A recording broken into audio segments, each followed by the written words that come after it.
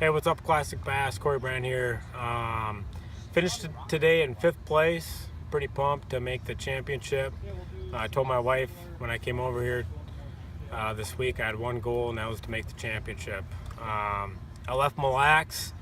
I thought that I had made the top 6, and after we tallied everything up, wrote everything down, I ended up in 7th. So I left Mille Lacs with a little bit of a vengeance, and really all I wanted to do was to make the top 6. So I came out here and I just wanted to find quantity of fish, not quality, and did a lot of driving, idling, looking for fish. Found some good weed patches where I thought I could catch that.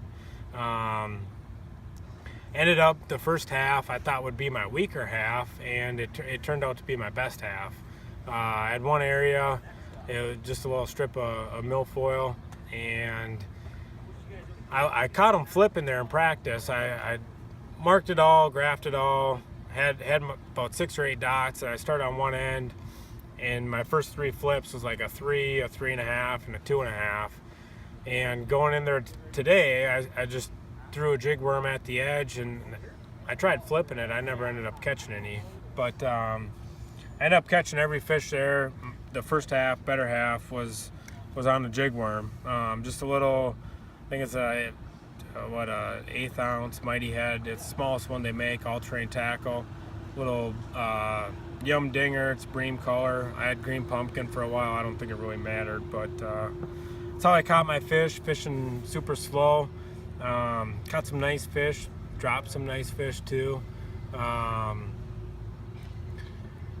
Got out of the first half, and I was pretty excited to be in the top 6. Went out the second half, and I thought that'd be my better half. I had probably 6 or 8 areas where I thought I could catch at least, 10 to 15 fish on a spot, and every one of them had boats on it. I was throwing the jig worm, I was flipping, I was doing everything that I caught them on in practice, and I couldn't really get much to go.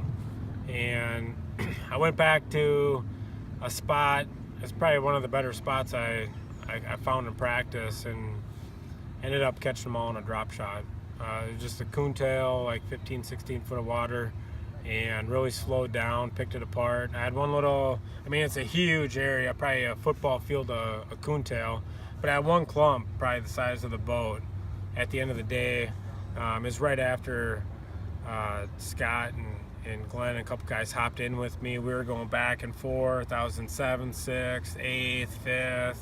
I was shaking. It was the most nerve-wracking 2.5 hours, of my life. Every cast, and then you had to retie, and you're shaking because you know that other guys were catching them, and finally I just held down, found that little clump, and caught a bunch of fish. And that one, I put a waypoint after I caught the second one, and every time I kind of drifted off, caught one, went back to it, caught one, caught 2, 2.5, 2 3/4 pounder, whatever. They all count. So kept catching them, and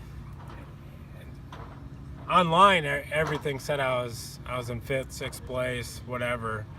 We got back here, and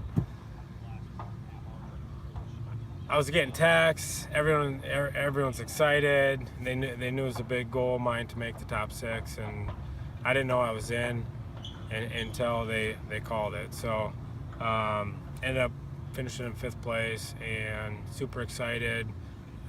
Never had so much adrenaline for 8 straight hours. Every cast, every second, everything counts. I like the format.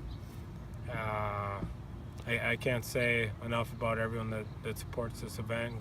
Classic Bass, all these guys here that are bass heads just like I am, and would love to be fishing, but are here working and supporting us. So thanks Classic Bass, Kruger Farms for hosting us. It was an incredible event, and all terrain tackle caught most of my fish that carried me on all terrain tackle mighty jig. So that's all I got. Look for the championship. I'm not able to fish gull. I have a kid due here in about a week and a half, 2 weeks. So we're super excited for that. So I'm going to get home and have some fun with the family.